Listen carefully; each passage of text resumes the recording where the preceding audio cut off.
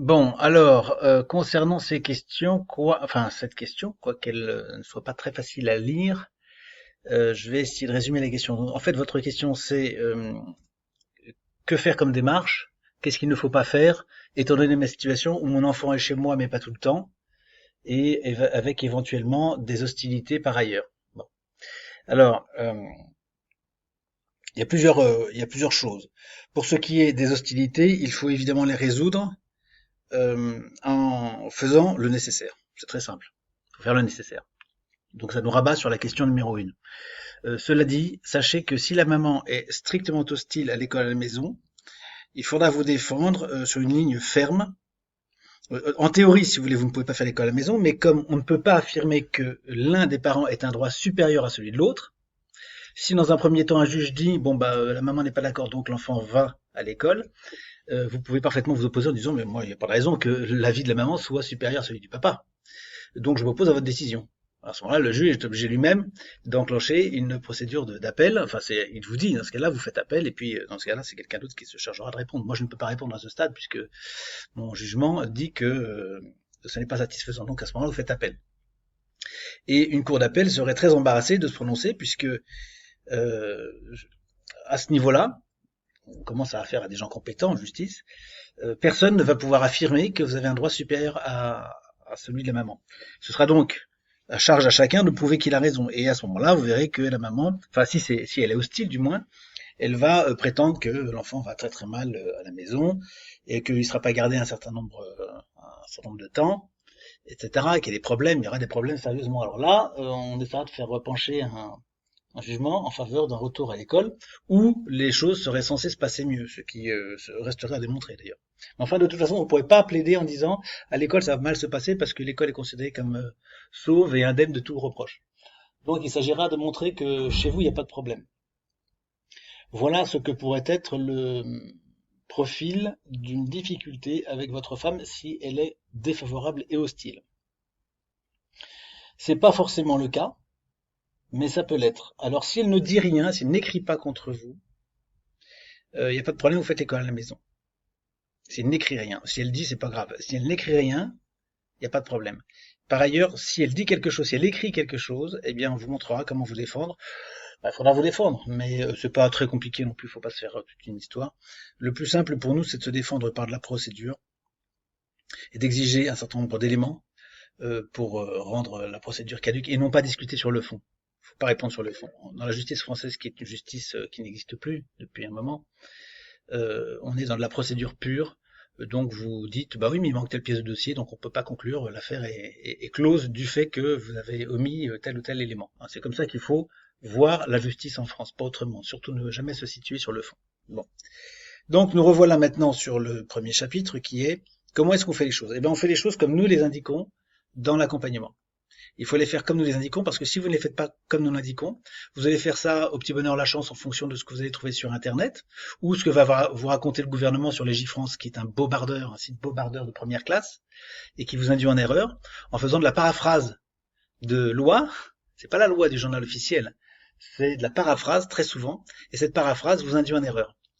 Elle interprète mal les textes.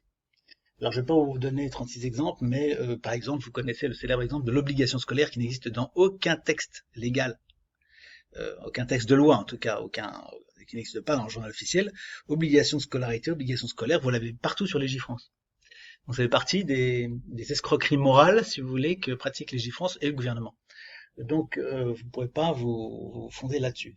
Donc il faut faire uniquement ce que nous disons, qui est précis et qui vous évite le moindre souci, y compris dans votre cas de figure. Donc ça, vous vous faites accompagner, vous aurez les lettres types, exactement ce qu'il faut faire au bon moment et sans précipitation. Vous ne faites rien tant qu'on vous le dit pas, surtout. Vous n'allez pas écrire à l'administration en disant voilà, j'instruis mon enfant en famille, par exemple. C'est le type même de choses qu'il faut jamais aller dire. Bon. Ensuite, chapitre suivant, vous avez un troisième volet quand même dans ce que vous dites, c'est qu'est-ce que je fais? C'est la question un peu en bonus là. Qu'est-ce que je fais de mon enfant quand je suis au travail? Mon enfant, il est chez quelqu'un, une tierce personne, qui est son second tuteur. C'est parfaitement possible. Rien ne vous empêche de confier votre enfant à quelqu'un de votre choix. C'est vous qui le décidez. Cette personne fera ou pas l'école à la maison, parce que nul n'a affirmé non plus que l'école à la maison devait se faire 8 heures par jour, 7 jours par semaine, ni même 5 jours, ni même 4 jours, ni même 3 jours. Vous pouvez très bien faire l'école à la maison 3 heures par semaine, et c'est tout. Il n'y a aucune quantité d'heures indiquée dans la loi. Donc ça, ce sont des éléments importants à savoir et qui vous évitent de vous casser la tête sur ce genre de questions. Vous faites l'école à la maison avec votre fils quand vous le voyez, ou vous faites faire l'école à la maison par cette personne pendant que vous travaillez et que vous n'êtes pas là, ou vous faites un mix des deux, c'est vous qui choisissez. Le jour où on vous pose la question, par oral, jamais par écrit. Par écrit, si on pose la question, vous ne répondez pas de toute façon. En manière générale, vous répondez jamais par écrit. Vous leur faites écrire tout ce qu'ils ont écrit, les fonctionnaires. À chaque fois qu'ils vous parlent, vous dites non, non, monsieur, vous m'écrivez. Tout ce que vous dites, c'est de l'oral, je veux de l'écrit. En revanche, vous ne répondez jamais par écrit. Vous répondez toujours par oral. C'est comme ça que sont les choses, c'est comme ça que c'est la loi, et c'est comme ça que vous êtes en mesure de vous protéger euh, loyalement. Le fonctionnaire est tenu de s'engager par écrit. Vous n'êtes pas tenu et vous ne devez pas vous engager par écrit, sauf si vous êtes contraint. Bon, bref. Donc, le jour où on vous pose la question, par écrit, monsieur, dites-nous exactement qui va faire l'école à la maison, où ça va se passer, etc. Vous répondrez par oral le jour de l'inspection. Ben, mon enfant, il fait l'inspection, il fait l'école à la maison où ça me chante, sur la place du village, au club de foot, ici, chez moi, ou chez des amis. C'est absolument comme nous le voulons. Et l'inspecteur n'aura rien à dire. Absolument rien à dire. C'est de votre liberté absolue. C'est la liberté de déplacement des individus et nul n'a affirmé où que ce soit que l'école devait avoir lieu dans une classe, dans une salle particulière, dans une classe en dur ou quoi que ce soit. On peut parfaitement le faire au sommet d'une montagne ou en allant se baigner dans la rivière. Hein, c'est parfaitement possible et d'ailleurs ce sont des cours très intéressants que l'on fait en extérieur, que nous improvisons. C'est très intéressant parce que bien souvent l'enfant va rencontrer des réalités, des métiers, des savoir-faire, des paysages, des réalités chimiques, biologiques, naturelles, etc. Et c'est très important d'ailleurs que l'enfant puisse le faire. Il n'y a pas que l'enseignement magistral dans la vie de l'enfant qui fait l'école à la maison. Voilà Hugo pour ces questions que j'ai essayé de serrer en les distinguant. J'espère que ça vous répond. Mais pensez bien donc à vous inscrire sur le site, à regarder, à fouiller le menu, à bien suivre la vidéo que nous vous envoyons. Et le moment venu, quand on vous invite à nous rejoindre, faites-le parce que c'est quand même mieux pour vous protéger votre enfant.